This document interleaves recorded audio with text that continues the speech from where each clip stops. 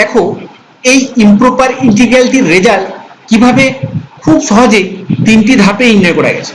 তো দেখো এটিকে ইন্টিগ্রেশন করার জন্য প্রথমে আমরা এই মাইনাস একটিকে একটু সাজিয়ে লিখব। এখানে মাইনাস একটিকে এইভাবে -3 + 2 এর মাধ্যমে লেখা হলো। এখন যদি এই ভগ্নাংশটির লবহরকে 6x দিয়ে ভাগ করা হয় তাহলে সেক্ষেত্রে এটির হরে x থেকে যাবে, যেহেতু 6x দিয়ে ভাগ করা হচ্ছে, এবং লবের প্রথম পার্টটিতে 2x থাকবে এবং দ্বিতীয় পার্টটিতে এখানে 3x থাকবে, এবং এই পার্টগুলিতে মাইনাস থাকার জন্য এখানে এগুলিকে মাইনাসে রূপান্তরিত করা হচ্ছে এবং এর জন্য বাইরে একটি মাইনাসকে রাখা হয়েছে। এখন দেখো এই ইন্টিগ্রেশনের লবটিকে আমরা খুব সহজেই f(ax - f(bx) আকারে লিখতে পারবো। এর জন্য প্রথমেই ধরে নিচ্ছি যে f(tx) সমান এখানে e⁻tx - 1 / tx।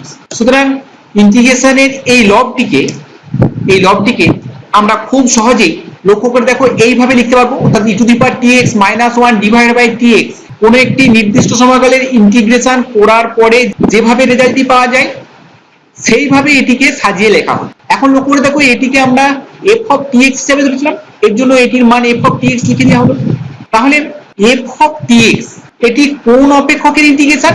না, f(tx) হলো এর ডিফারেন্সিয়েশনের ইন্টিগ্রেশন, কারণ কোনো ডিফারেন্সিয়েশনের ইন্টিগ্রেশন করলে সেই অপেক্ষকটি পাওয়া যায়। তাহলে এটিকে ডিফারেন্সিয়েশন করে খুব সহজেই এটিকে ইন্টিগ্রেশন আকারে এইভাবে লিখতে পারবো, integration -3 to -2x f(tx) dt। তাহলে এখানে ইন্টিগ্রেশনটি যেহেতু x এর সাপেক্ষে, অতএব এখানে ইন্টিগ্রেশনটিকে t এর সাপেক্ষে এইভাবে লেখা হলো। তাহলে এখন যদি আমরা লবের এই মানটিকে যদি আমরা এইখানে বসাই সেক্ষেত্রে এই x গুলি খুব সহজেই ক্যান্সেল হয়ে যাবে, কারণ এই পার্টটিতে কেবলমাত্র t এর সাপেক্ষে ইন্টিগ্রেশন, তাই x টিকে খুব সহজেই কমন নেওয়া যায়, দিয়ে এটিকে কাটানো যায়। তো এরপরে যদি আমরা ইন্টিগ্রেশনটিকে এইভাবে ইন্টারচেঞ্জ করি, তাহলে এইভাবে ইন্টিগ্রেশন দুটিকে ইন্টারচেঞ্জ করা হলো। সেক্ষেত্রে প্রথমেই আমাদের এই ইন্টিগ্রেশন 0 to ∞ f'(tx dx) এর ইন্টিগ্রেশন করতে হবে। সেক্ষেত্রে এই f'(tx dx) এর ইন্টিগ্রেশন করলে পাওয়া যাবে f(tx) / t। তাহলে t ইন্ডিপেন্ডেন্ট অফ x বলে এটিকে বাইরে রাখা হলো এবং এর সঙ্গে সঙ্গে লোয়ার লিমিট আপার লিমিটটিকে লিখে দেওয়া হলো।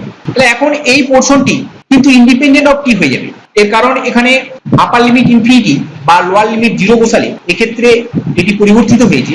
এখানে এটিকে লিমিটের আকারে লেখা হলো, লিমিট x টেন্ডস টু ∞, এবং f(tx) এর মানটিকে এখানে বসিয়ে দেওয়া হলো, f(tx) মানে e⁻tx - 1 / tx এটিকে বসিয়ে দেওয়া হলো। অর্থাৎ এখানে আপার লিমিটটিকে বসানো হলো মাইনাস, এরপর এই f(tx) এর উপরে অর্থাৎ এটির উপরে লোয়ার লিমিটটিকে বসানো হলো। তাহলে এক্ষেত্রে এটি অবশ্যই ইন্ডিপেন্ডেন্ট অফ t হবে, যার জন্য এখানে শুধুমাত্র -3 to -2 ইন্টিগ্রেশন dt/t এর মান বের করতে হবে। তাহলে এটি ইন্টিগ্রেশন হলো log of mod x।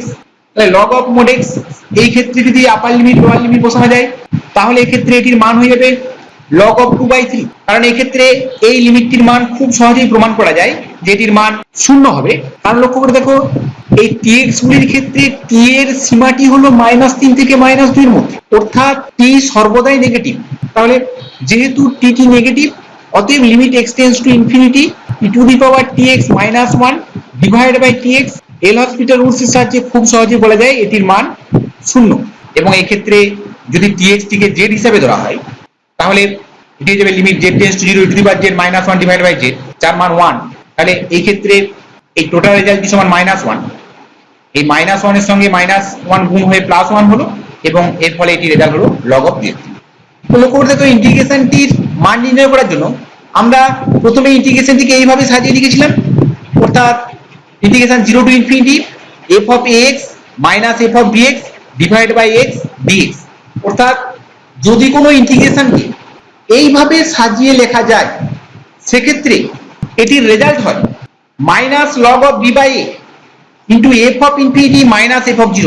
তাহলে এই প্রমাণটি কিন্তু আমি অঙ্কটি সমাধান করার মাধ্যমেই করে দেখিয়েছি, এবং এই ধরনের ইন্টিগ্রেশনকে বলা হয় ফুরলানি ইন্টিগ্রাল। তো এই রুলসটি মনে রেখেই তবেই ওই পদ্ধতিতে সমস্যাটির সমাধান খুব সহজেই করা গেল।